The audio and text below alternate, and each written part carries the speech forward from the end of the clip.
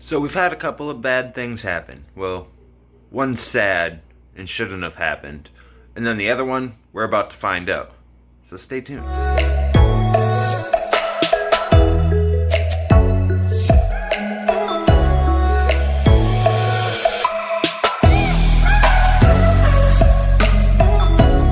But before all that, I just want to let you guys know that I haven't been feeling the best. If you've noticed in the videos, I've probably been a little pale, a little less excited, maybe a little bit more monotone than usual, and we don't know what's going on with me. Just I've been in and out of the doctor's often. I got a couple of procedures coming up, but we're still making content. Back to the issue at hand. In this tank, we have a missing fish. I haven't seen the female Rarest in a long time. And by a long time, I mean like 3 or 4 days. She could just be hiding somewhere, holding babies. That's kind of what I'm hoping is going on, but the tank was clear.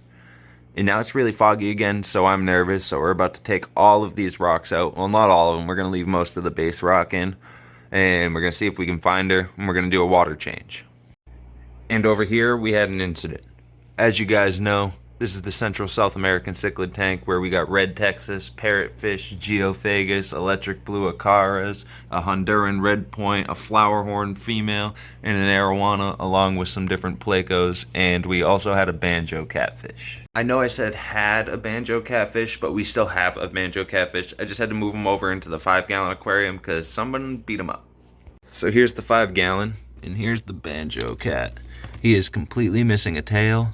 Some of his gill area is beat up, but he's still alive. We're treating this tank with Prima Fix, and that's just because I'm worried about these injuries right here developing a fungus on them, and we don't want that. We do run into kind of a problem. The directions say to add 5 milliliters per 10 US gallons every day. This here's a 5-gallon tank, so we need 2.5 milliliters, and that's fine because handy dandy 1 milliliter syringe. So we're going to do 2.5 of these syringes into the 5-gallon aquarium, and that will be the dose for the day.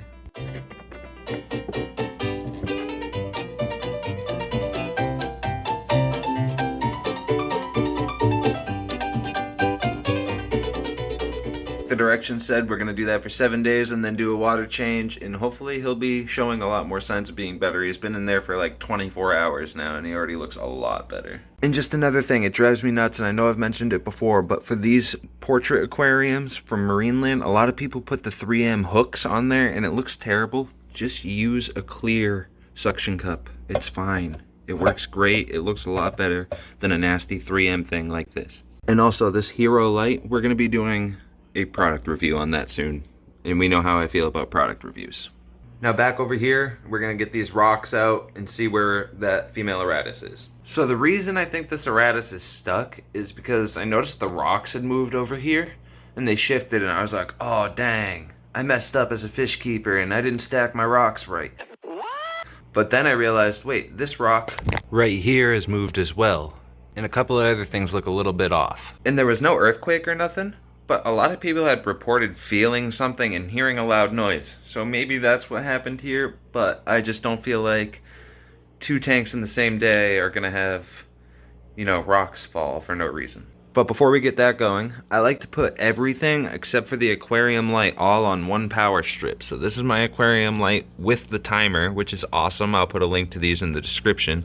And then here is this, and you just go on down to the power strip and turn everything off. That's the heater, the bubbles are off, the filters are off, and the CJ Nano is also off. I'm going to turn on the sink. We're just going to let this thing here drain a little bit, and I'm going to take out the rocks, and I'm going to talk to you about some new fish room excitement that's going on in the 75-gallon tank and the changes to come there. So while we're waiting for this tank to drain and for me to redecorate and put the rocks in all new spots, we're going to talk about some things that went down in the 75-gallon aquarium. As we all know, I went out and I bought 2 bonsai super red Texas, and I was wondering if one was male and one was female because they were acting all weird and stuff. And the female ended up laying eggs, and we do have a male and a female, but the male is not fertile. So I decided to go out and buy a flowerhorn male. And I found a flowerhorn male, which we see right here, which turned out to be a female, and they instantly paired off with the Texas and the flowerhorn. And this flowerhorn laid eggs, so now we have a female red Texas and a female flowerhorn. So we're going to divide this tank actually and get a male flowerhorn and try doing some breeding. So make sure you hit the like button and subscribe and hit the notification button as well to be updated when that happens, which will be soon. Double good news, one bad news happened in the time it took to drain this tank. Good news, female Rarest is fine. Other good news is we leveled off everything and now nobody has any territories and we're gonna add the rocks. Other good news, found out what's making the tank cloudy. But that itself is bad news because we lost a fish. We have lost a yellow lab cichlid, which is one of these guys here, and its body was like half decayed and gross, which I'm surprised it didn't show up in the water parameters, but what do I know? So now I'm just gonna restack these rocks here and hopefully make some good hiding spaces because we do have some little guys and a mother that is holding as well. So it's a little cloudy for now. I did stir everything up, but there is tons of hiding spots, small spots, large spots, medium spots. Everybody can hide. I think this is gonna work out pretty well. Let's get it filled. That is quite literally as easy as twist and push up to close this thing. Turn on your water. Make sure it's at a decent temperature. Not too hot, not too cold. It's pretty decent. I could go a little colder.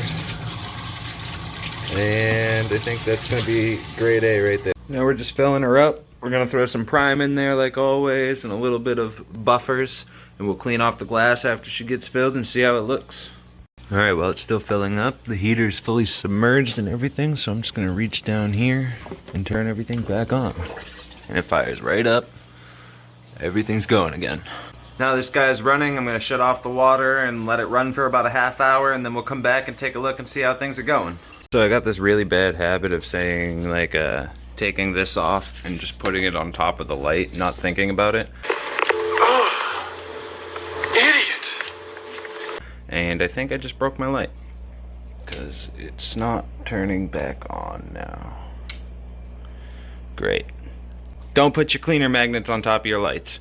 So everything's going good over here. We're just filling her up now and nobody's dead. Everybody's just fine. Nobody's hurt except for my feelings because I destroyed my own light with a magnet and now I have to go buy another 4-foot light. Yay. If you know any good 4-foot lights, let me know because it needs to light an 18-inch wide aquarium. And I don't want to buy two. Alright, so it's been a little longer than a half hour, but let's check this thing out. So here we are just a few hours later and it is crystal clear, guys. Well, let's put it to the test. Alright, it's not crystal clear, but it's pretty dang close.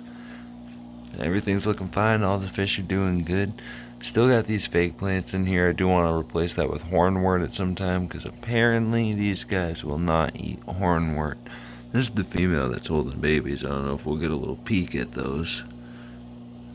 Probably not.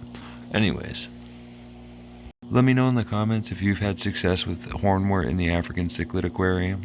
So we figured out what was going on in this aquarium and now we got it solved. It's getting clearer every minute and it's going to be crystal clear by morning, which is great. And now we get to move on to this aquarium right here to see what we're going to do for a breeding setup, and then we get to go flower horn fish shopping in the very near future.